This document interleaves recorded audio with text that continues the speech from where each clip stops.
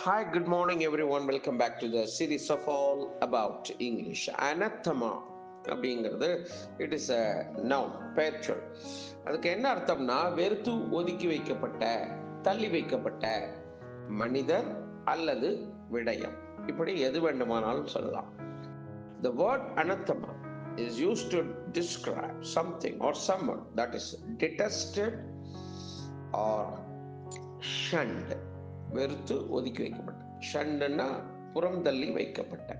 It can also refer to a curse, சாபத்தை சொல்லலாம், or a ban pronounced by ecclesiastical authority, அதாவது புனிதத்தன்மை வாய்ந்த சர்ச்சுன்னு வச்சிங்களேன், அதுதான் எக்லசியாஸ்டிக்கல் அப்படின்னு சொல்லுவாங்க. இந்த சர்ச்சினால் ஒதுக்கி வைக்கப்பட்ட அப்படி சொல்லலாம். இப்போ இது இங்கிலீஷுங்கிறதுனால அவங்க அந்த கிறிஸ்டியானிட்டியை வச்சு சொல்லியிருக்காங்க. இப்போ இதுல நாம என்ன எடுத்துக்கணும்னா, புறம் தள்ளி வைக்கப்பட்ட அப்படி ஒரு விடயத்தை அனத்தெமா என்று சொல்லலாம்.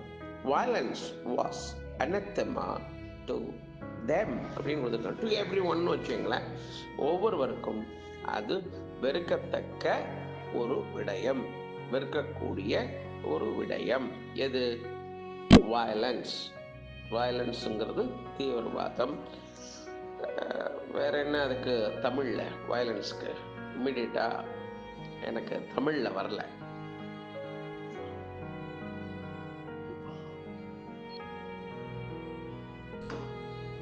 அடிதடி, சண்டை சச்சரவு, இதெல்லாம் வயலன்ஸ்னு சொல்லலாம்ல. அது போன்ற இருக்கின்ற விஷயம் ஒவ்வொருவருக்கும் வெறுக்கத்தக்க ஒன்றாய், வெறுக்கக்கூடிய ஒன்றாய் இருக்கும் அப்படிங்கிறது அந்த சென்டென்ஸ். அனத்தெமா அப்படிங்கிறது தள்ளி வைக்கப்பட்ட ஒன்று, புறம் தள்ளி வைக்கப்பட்ட ஒன்று, வெறுக்கத்தக்க ஒன்று, வெறுக்கப்பட்ட ஒன்று, இப்படி என்ன வேணாலும் அதற்கு சொல்லலாம்.